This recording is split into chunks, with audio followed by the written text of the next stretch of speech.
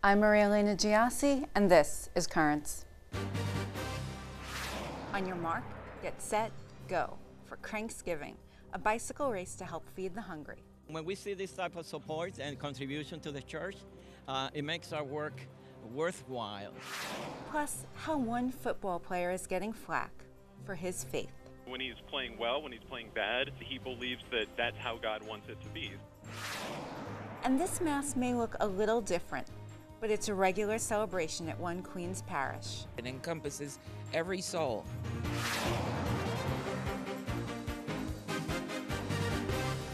Good evening, and thank you for joining us. Matt McClure has the night off. There are only a few hours to go before Thanksgiving arrives, and you may be racing around to make sure everything is in place for the perfect holiday celebration. But this weekend, you may have seen some people racing around the city. And no, we're not talking about the first Brooklyn Marathon around Prospect Park, though that was a big success. In this race, time did not determine the winner. In fact, everyone who took part won, because they were racing for a good cause. It was the annual Cranksgiving celebration. And what exactly is Cranksgiving? It's an annual bicycle ride in which people race to buy as much food as they can to help the needy. Here in New York, riders donated all they purchased to a food pantry at a local Catholic church, and we had a chance to check it all out. People are here today to take place in the 13th annual Cranksgiving charity Alley Cat. Started here in New York City in 1999, where bikers, bike messengers, commuters, families ride to grocery stores, pick up some food, and donate it all to a soup kitchen at the end of the ride. It puts an awareness out there that not everyone has food on the table. And so being out here, it feels good to, help out others and just let people know that we're here to help. Cranksgiving is an alley cat, and alley cats are bike messenger races. They started within the past 20 years as excuses for messengers to get together on the weekends and do what they do all day long during the weekday, but just kind of compete. Cranksgiving is a little bit different. It's a little bit less competitive. It's a little bit less aggro, and it's open to more than just messengers. It's open to everybody. These wonderful young people have been donating food to our church for the past couple of years, and we see that as a way of living the gospel. And these are young people probably from different faiths, different ethnic backgrounds, which really show their love, especially in these difficult times. The food is brought in, and then we have about 90 people on a list of people who come to our food pantry. All this food will be distributed to them. Well, for whatever reason, people run short. It becomes an issue. Especially now, a lot of people out of work and expenses rising. And so people just run short, especially people with families. It gives me a lot of happiness to see something like this because there's hope. There are a lot of good people out there. So many times they say young people don't know what they're doing and they're doing ugly things. This is quite the opposite. Nobody wants to go hungry, and you certainly don't want to hear about people that are, starving in the streets when you have the means to help out. Why not?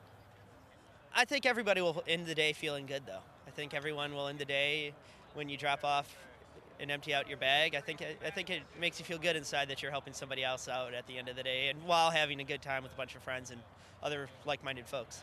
I think all these young people and have the Holy Spirit with them.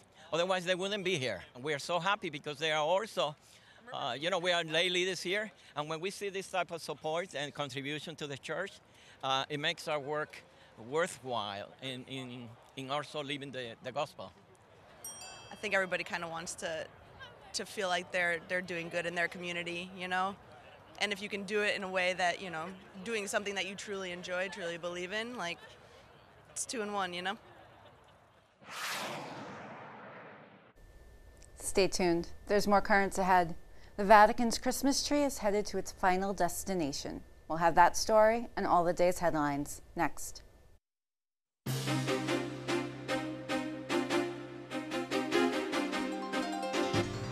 Welcome back to Currents. I'm Maria Elena Giassi.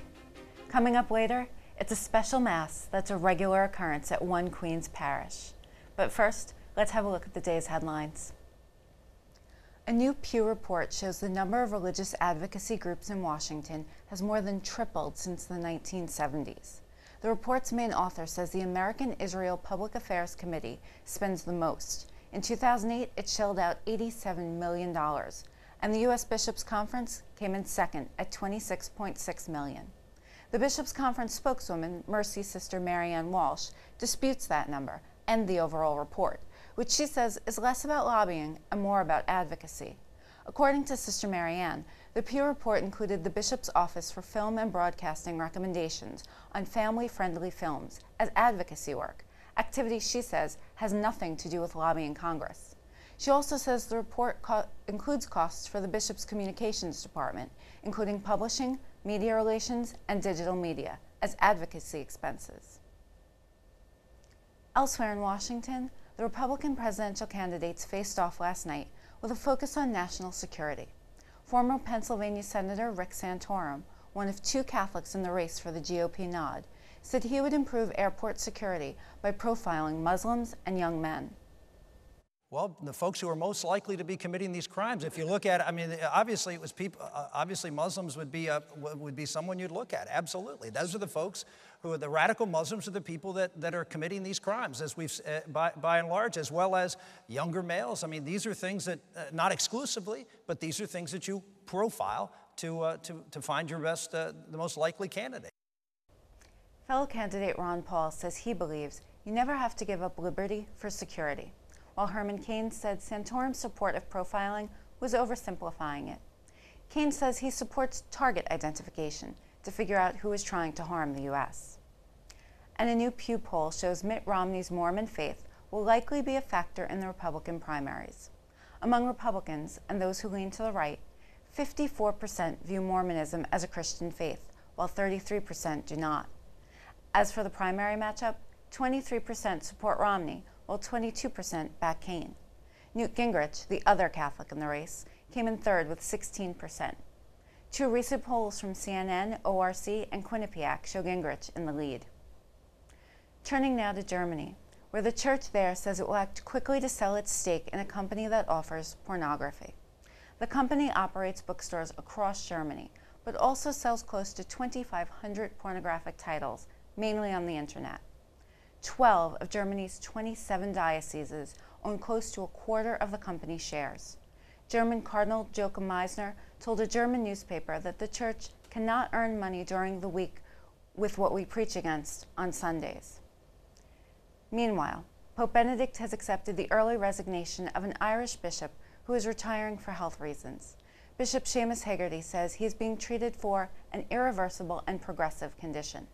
Bishop Hegarty is 71 years old, and he's been the Bishop of Derry since 1994. And the Vatican will reportedly create a new commission to oversee the construction of new churches. The Vatican Insider website reports the commission is being set up to, quote, put a stop to garage-style churches. According to the article, the commission will work to stem the tide of churches, quote, that resemble multi-purpose halls. The group will also examine music and singing used for Mass. Closer to home, a vodka company has removed billboards that advertised its products as Christmas quality at Hanukkah pricing. The ad also features two dogs, one wearing a Santa hat and the other a yarmulke. The lead creator of the ad campaign says people who took the billboard as a play on a stereotype of Jewish people missed the point. He says it was only intended to associate the vodka with Hanukkah as the understated holiday season.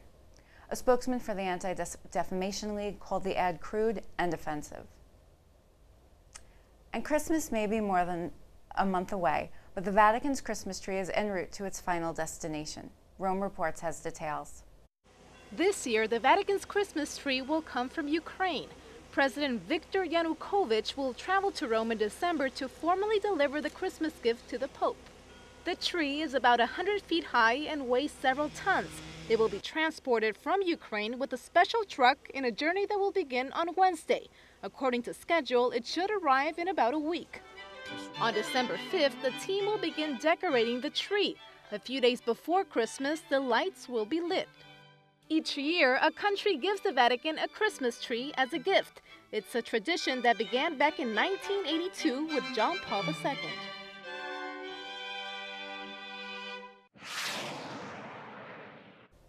Stay tuned. There's more currents ahead. This quarterback's impact goes beyond the field. But is his message a winner with fans? They look at Tebow as a role model.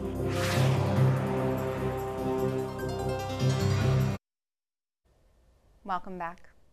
Thanksgiving is only a few hours away, and you're probably already thinking about family, the turkey, and the football. Sometimes that sport gets attention as much for what happens off the field as on it. This week, the NFL fined New York Jets coach Rex Ryan $75,000 for yelling an obscenity at a fan during halftime at last Sunday's game against the Patriots. The Jets wound up losing the game 37-16, and it was the second time in the last 2 years Ryan has been fined by the NFL.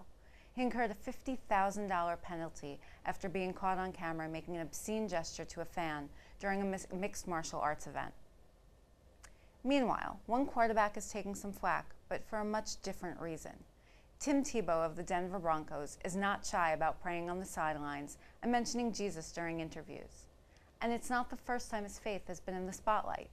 During his college career at the University of Florida, he wore Bible verses on his eye black and appeared in a pro-life commercial during Super Bowl 44. Although Tebow has plenty of supporters, he has also received a considerable amount of criticism for his displays of faith. Appearing on a Denver radio show earlier this week, former Broncos quarterback Jake Plummer said he would rather not hear that Tebow loves Jesus Christ every time he takes a good snap or makes a good handoff. Plummer was also quick to compliment Tebow about his success since becoming a starter. Tebow responded to the criticism in an interview on ESPN, saying he wants to let Jesus know that he loves him anytime he has an opportunity. He added that he also appreciated Plummer's compliments.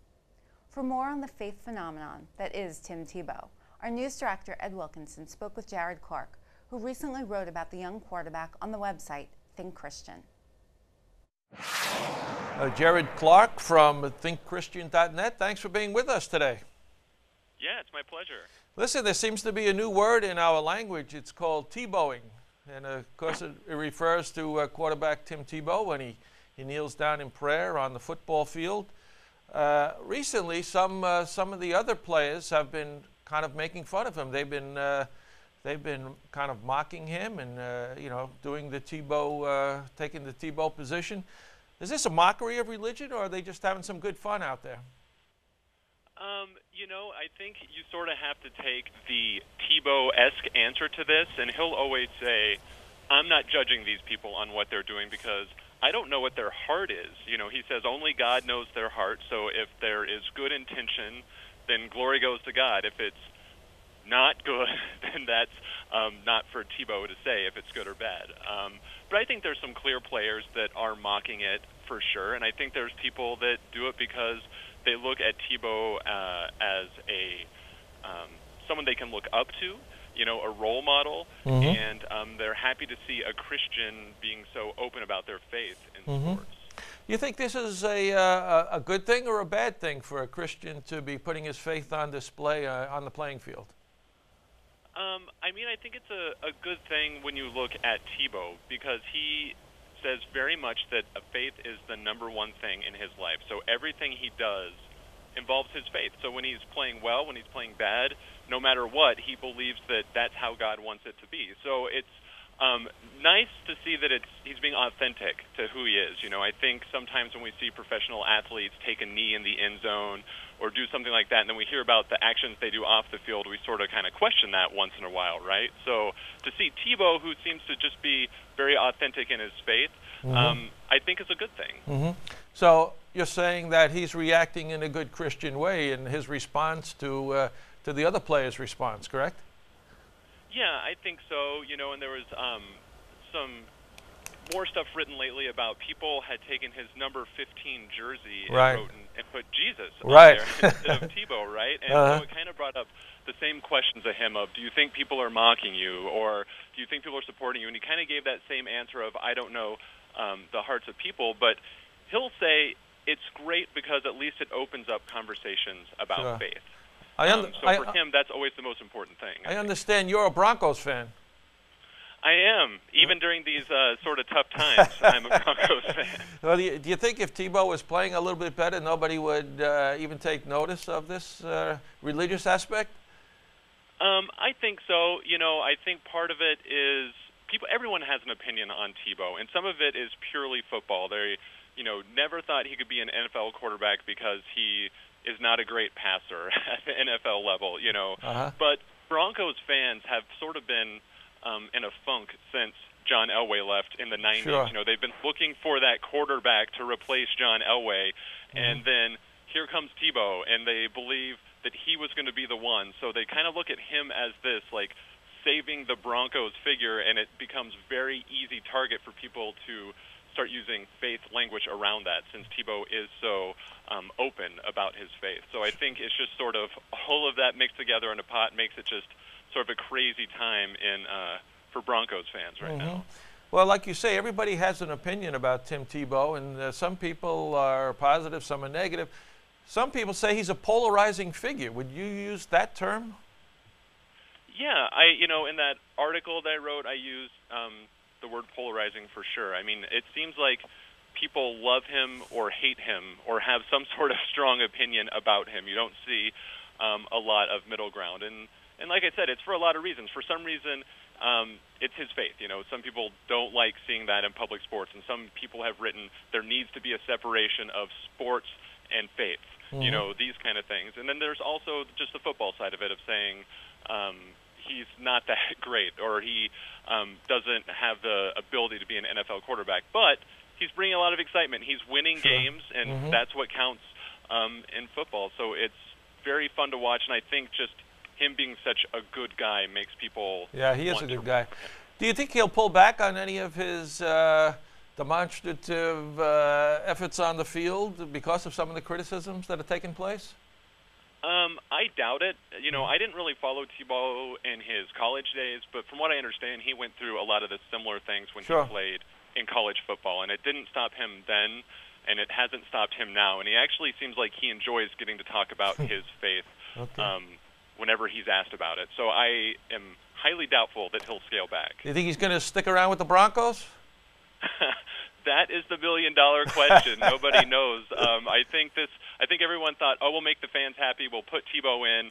He'll stink, and then we can replace him next year. And look at him. He's winning, so it'll be hard to say. We'll keep our eye on him the rest of the year. Thanks so much for being with us today, Jared Clark, from the yeah, it was fun. From thinkchristian.net. Thanks for being with us.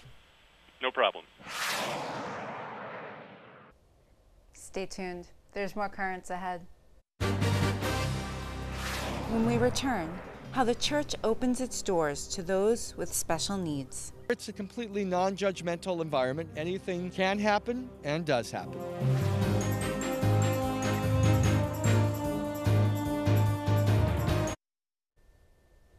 Finally tonight, as we inch closer to Thanksgiving, it's customary to count our blessings. We thank God for our families and friends, for positive experiences we've had, and in most cases for our health.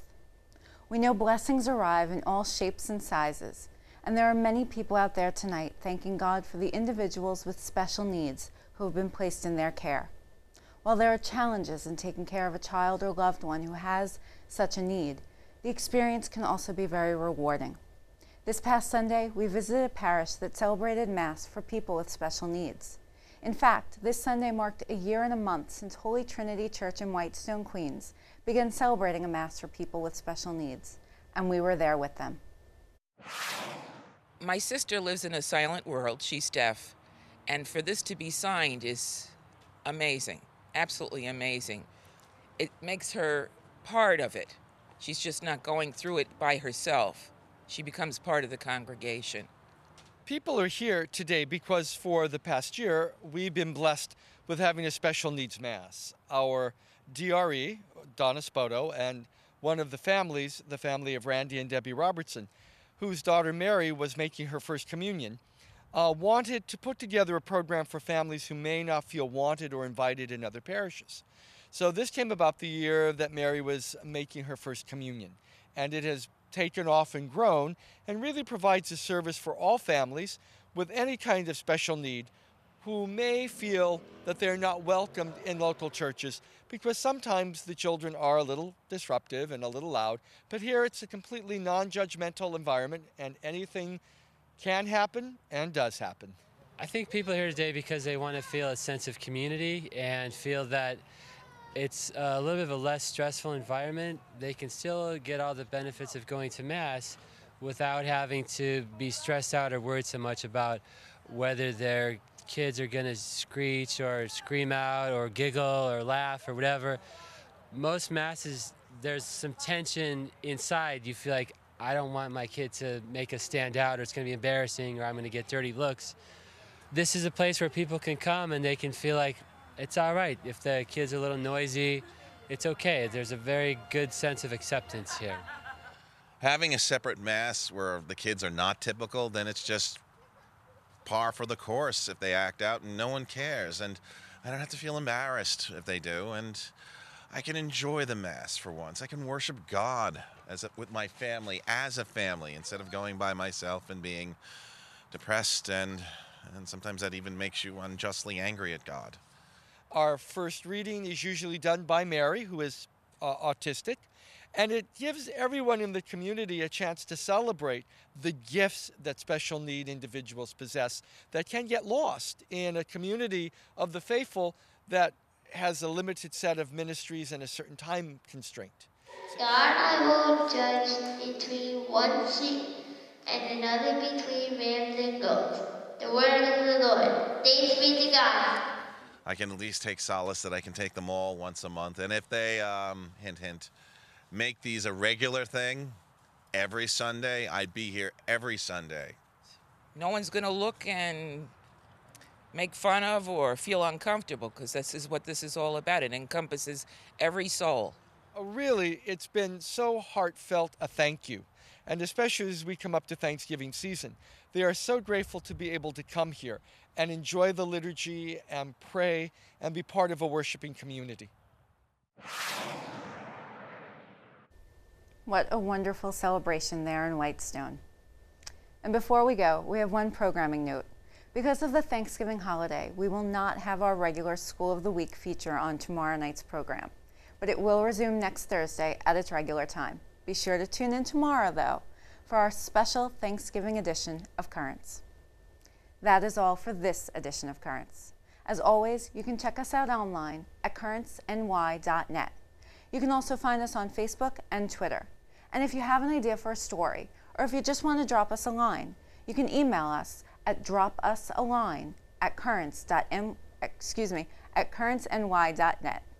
Until next time, I'm Maria Elena Giassi. Thank you for joining us, and have a great night.